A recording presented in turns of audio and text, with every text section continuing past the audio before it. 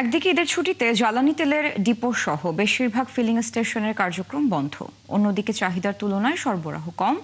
এমন পরিস্থিতিতে ঈদের এই সময়েও ভোগান্তির কথা জানিয়েছে যানবাহন চালকরা।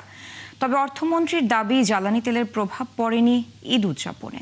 বিকল্প উৎস থেকে আমদানির মাধ্যমে সরবরাহ স্বাভাবিক রাখা হয়েছে। রাকিব হোসেনের রিপোর্ট।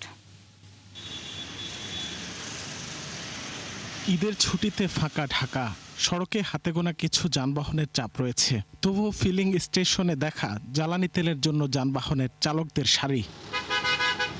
লম্বা লাইনে ঘন্টার পর ঘন্টা অপেক্ষার পর নিতে হচ্ছে অকটেন, পেট্রোল, এলপিজি সহ সব ধরনের জ্বালানি। একদিকে ঈদের ছুটিতে জ্বালানি তেলের ডিপো সহ বেশিরভাগ ফিলিং স্টেশনের কার্যক্রম বন্ধ, অন্যদিকে চাহিদার তুলনায় সরবরাহ কম।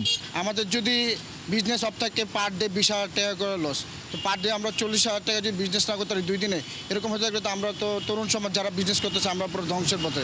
10 ঘন্টা ডিউটি হইতো, এখন 12 ঘন্টা 13 ঘন্টা ডিউটি করা লাগতেছে তেলের জন্য।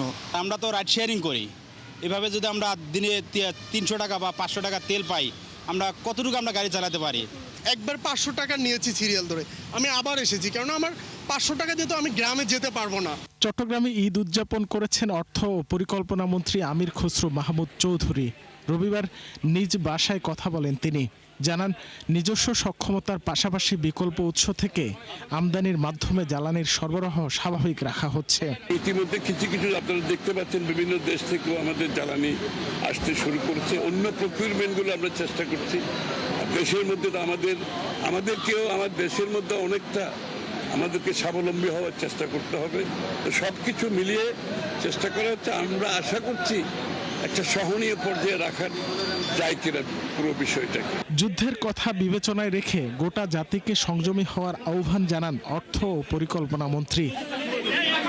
রাকিব হোসেন, ৭১, ঢাকা।